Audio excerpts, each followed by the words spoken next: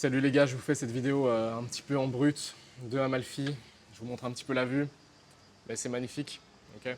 Hier, on était à Villa Kimbroné, c'était incroyable. Là, je suis retourné dans mon Airbnb avec cette magnifique vue sur la côte amalfitaine. Et bref, aujourd'hui, je voulais te partager un truc. Alors, on voit ma main un petit peu sur la caméra, je tire ça. On n'est pas, comme je vous l'ai dit, on n'est pas une influenceuse beauté qui maîtrise les vlogs comme Emma Situation. Enfin, Emma, qu'est-ce que je raconte Lena Situation, pardon. Bref, je voulais te partager aujourd'hui une réflexion que j'ai eue sur les derniers jours, qui est comment tu peux devenir riche avec un seul client. Alors je sais, c'est putaclic, je sais très bien que c'est une grosse promesse que je te fais là, mais tu vas comprendre que c'est possible. Et si j'avais su ça il y a 7 ans, ça aurait été une dinguerie, ok?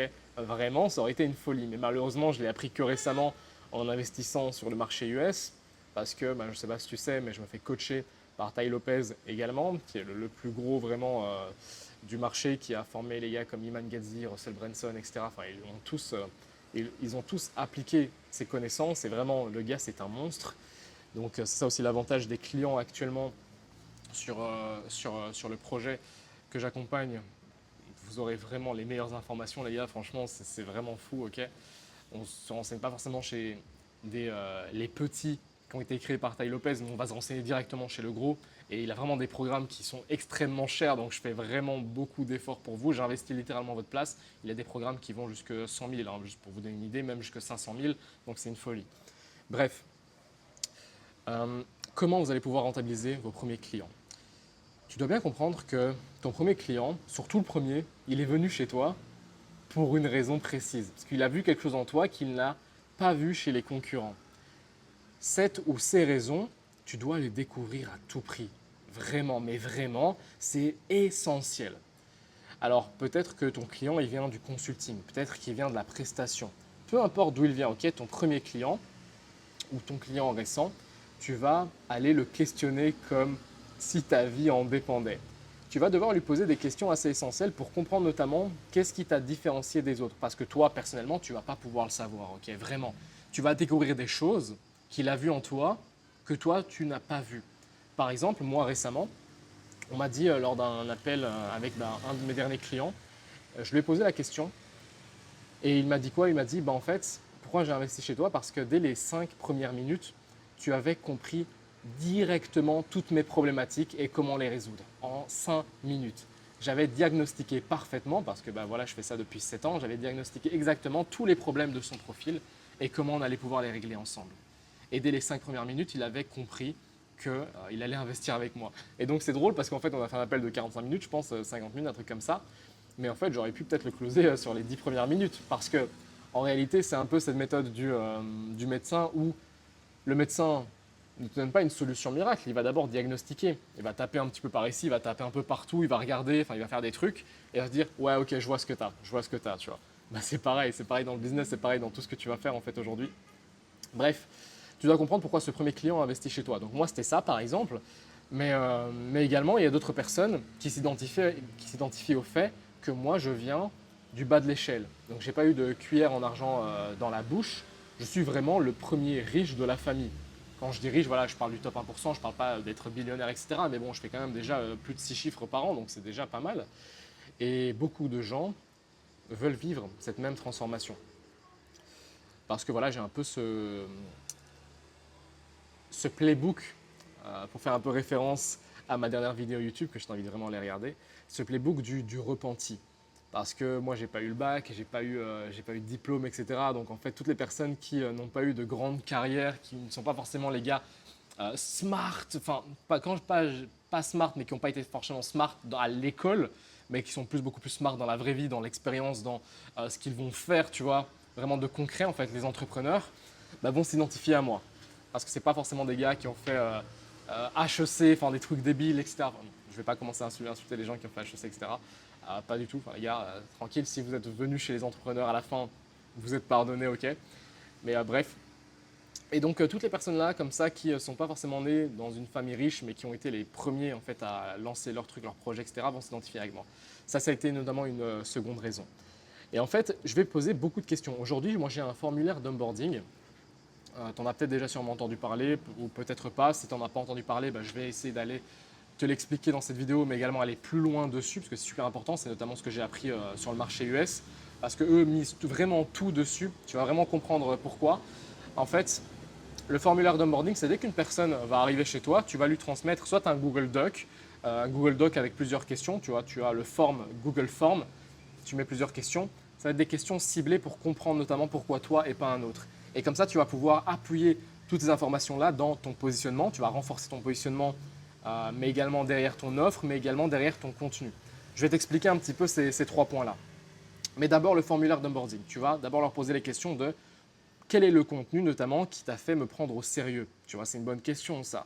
Parce qu'il a peut-être consommé plein de trucs, mais il s'est dit, mais attends, mais la vidéo que tu avais faite où tu étais parti plus en profondeur sur ce sujet-là, du cortisol dans le corps des sportifs, etc. Ben là, je me suis dit, ah oui, ok, waouh, ouais, j'ai appris quelque chose. Et là, tu vas y réfléchir, c'est-à-dire, ok, quand je fais ce genre de vidéo-là plus profonde, j'obtiens des clients. Je vais en faire plus par la suite. Ensuite, peut-être que la personne va se dire, oui, mais moi j'avais beaucoup aimé que toi tu fasses du micro-detailing dans la prestation ongulaire. Donc là, je fais une petite référence notamment à une récente cliente que j'ai eue.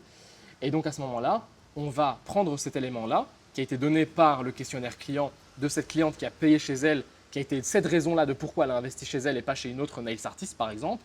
Et donc on va le mettre dans le positionnement. Et donc on va changer notre bio et on va ajouter ce détail-là. Parce qu'aujourd'hui, beaucoup de gens vont se concentrer beaucoup trop sur leur bio, etc., la changer chaque semaine, littéralement, parce qu'ils ne savent pas, ils font un peu au feeling.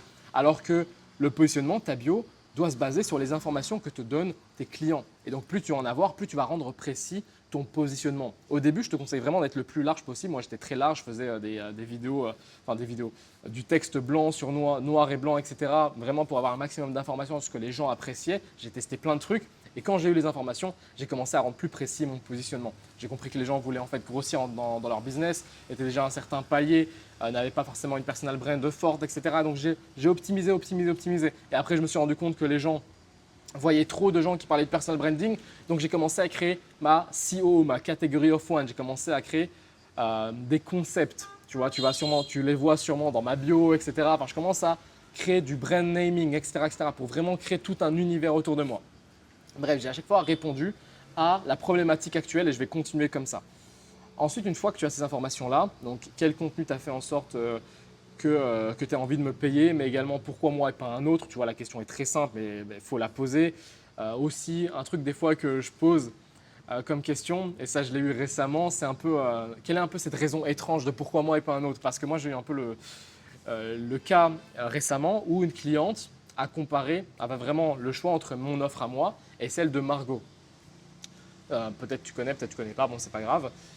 Et simplement ce qui a fait la différence, c'était ma personne, c'était vraiment moi parce que je l'ai prise en appel et j'ai été ultra cash avec elle, on a rigolé, j'étais décontracté, c'était pas vraiment, je suis pas le prof barbant, enfin tu le sais si t'es client, mais on rigole ensemble, on parle des dramas actuels, de ce qui se passe sur le marché, enfin on rigole quand même, tu vois, je mets beaucoup d'humain dans mes trucs, c'est vraiment pas barbant d'avoir un accompagnement, tu vois, où c'est le cas avec beaucoup d'experts sur le marché aujourd'hui et j'aime bien cette touche-là parce que en off, je suis beaucoup plus humain, beaucoup plus fun, beaucoup plus moi en fait que je le suis dans mon contenu. Et donc on me l'a dit récemment aussi en appel et du coup aujourd'hui, j'essaye de mettre beaucoup plus d'humain dans mes contenus. Tu l'as peut-être vu dans mon dernier post où je fais travailler égale bronzer. Tu vois, c'était totalement du troll, mais en réalité, même si je le pense un petit peu, mais c'était du troll et c'était mon humour personnel. Et donc, à chaque fois que j'ai des informations comme ça de clients, je l'injecte directement sur mon offre, mon positionnement, mon contenu, etc. etc. Et donc aujourd'hui, mon formulaire d'onboarding de mes nouveaux clients, il y a à peu près 57 questions, je pense.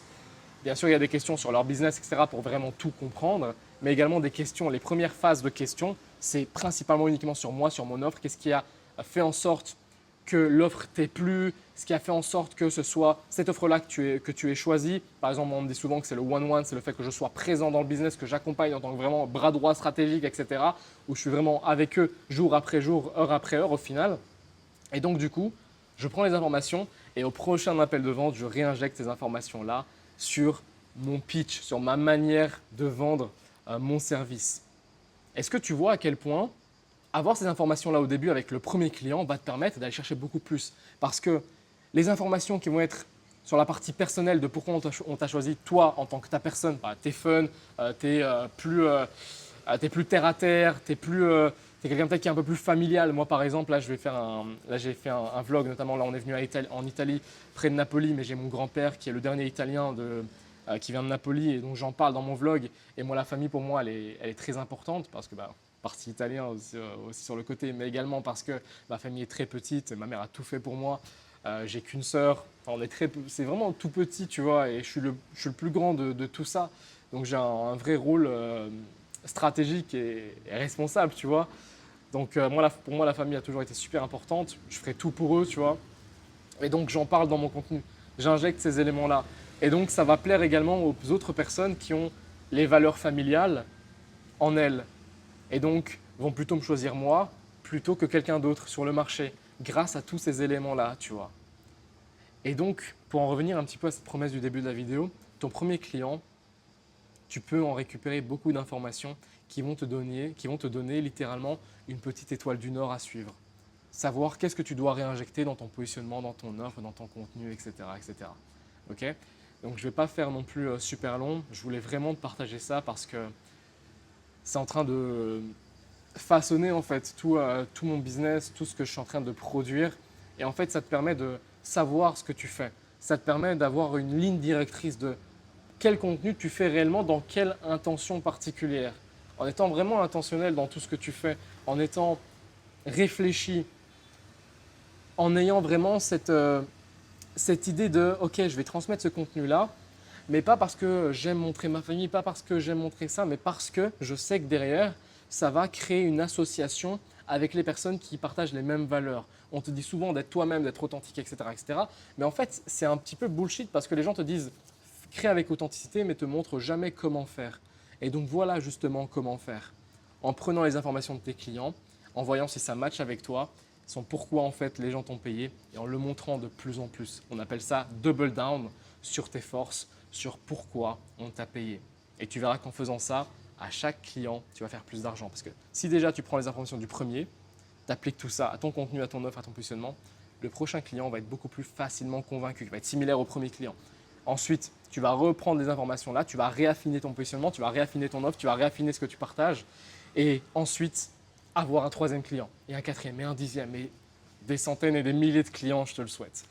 Bref, je te laisse sur ça. Si tu as des questions, comme d'hab, n'hésite pas à me les envoyer sur Instagram. J'y réponds avec plaisir. C'est ma principale expertise. Je le fais avec le cœur. Et moi, je vous dis à la prochaine sur cette chaîne ou sur mon autre chaîne. Ciao.